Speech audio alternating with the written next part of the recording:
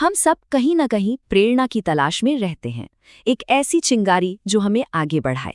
लेकिन सोचिए, क्या हो अगर ये कहा जाए कि कोई सिर्फ प्रेरणा पाने वाला नहीं, बल्कि उसका वास्तुकार, उसका आर्किटेक्ट भी बन सकता है। आज हम यही जानेंगे कि दूसरों की कहानियों से मिली उस प्रेरणा को अपने विकास की एक ठोस योजना में कैसे बदला जाए। प्रेरणा, ये शब्द हम सब जानते हैं। ये वो एहसास है जब हम किसी को देखकर कहते हैं, वाह क्या बात है। ये एक तरह की मेंटल स्टिमुलेशन है, पर ज्यादातर ये बस एक पल की तारीफ बनकर रह जाती है, जो जल्दी ही कहीं खो जाती है। और असली चुनौती आप देखिए यहीं से शुरू होती है, किसी की तारीफ करने में और उस तारीफ को अपने पर्सनल ग्रोथ की नींव बनाने में जमीन आसमान का फर्क है। तो आज हम इसी सवाल की तह तक जाएंगे।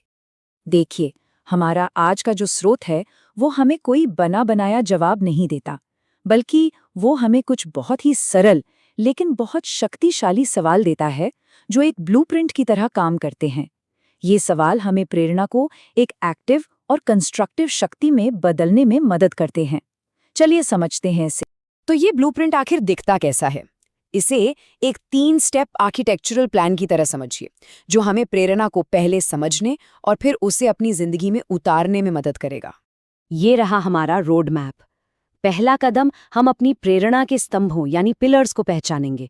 दूसरा कदम, हम उनकी सफलता के डिजाइन का विश्लेषण करेंगे। और तीसरा, जो सबसे जरूरी है, हम उस विश्लेषण का इस्तेमाल करके सोच समझकर अपना निर्माण करेंगे। तो चलिए पहले और सबसे बुनियादी कदम से शुरू करते हैं।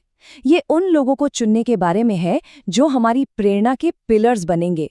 सोचने वाली बात है, वो कौन लोग हैं जिनकी तरह बनने की इच्छा होती है? स्रोत का पहला सवाल बहुत सीधा है, जैसा कि यहाँ स्क्रीन पर देख सकते हैं। ये हमें उन लोगों को चुनने को कहता है जो हमारे लिए प्रेरणा का स्रोत हैं। ये सिर्फ नाम लेने की बात नहीं है, ये उन मॉडल्स को चुनने का एक बहुत ही अहम कदम है जिन पर हमारा पूरा ब्लूप्रिंट टिका होगा। अब अगला सवाल हमें सिर्फ नामों से आगे ले जाता है। जैसा कि इस स्लाइड में दिखाया गया है, ये हमें उन खास गुणों को पहचानने के लिए कहता है जिनकी हम तारीफ करते हैं। यहाँ ध्यान उस इंसान से हटकर उनके गुणों पर चला जाता है।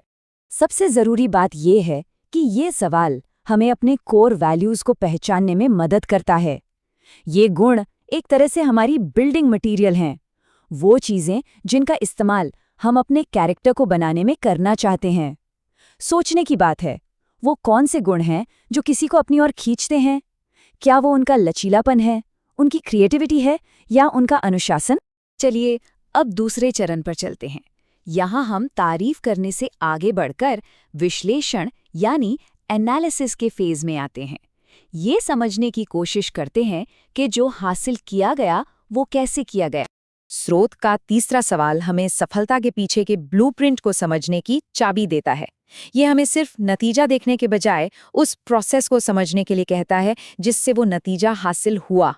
और ये स्लाइड इस बात को एक आइसबर्ग की तरह दिखाती है।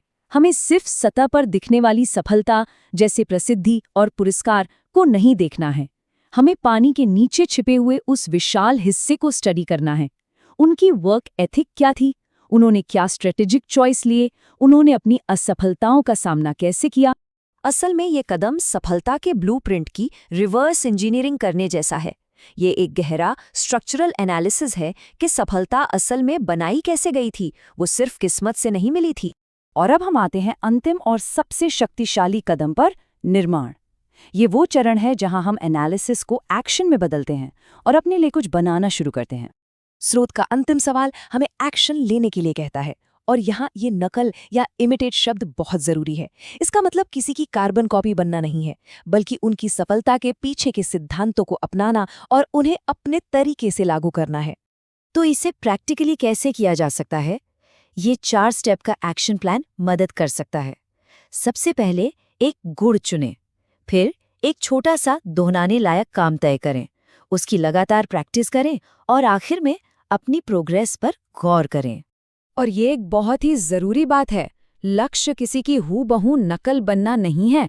लक्ष्य है उन अच्छे सिद्धांतों को लेना और उन्हें अपने यूनिक कॉन्टेक्स्ट में अपने हालातों के हिसाब से ढालना।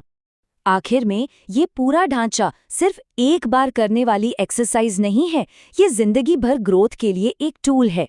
एक आर्किटेक्ट के तौर पर हमारा काम कभी खत्म नहीं होता। ये बनाने और फिर से बनाने का एक लगातार चलने वाला काम है। तो ये हमें इस आखिरी सवाल पर छोड़ देता है। अगर हम अपनी जिंदगी के वास्तुकार हैं तो हमारा काम कभी खत्म नहीं होता, हमेशा सुधार की गुंजाइश रहती है। तो सवाल ये है, इस ब्लूप्रिंट का इस्तेमाल करके कोई भी इंसान खुद को आगे किस रूप में ढालेगा?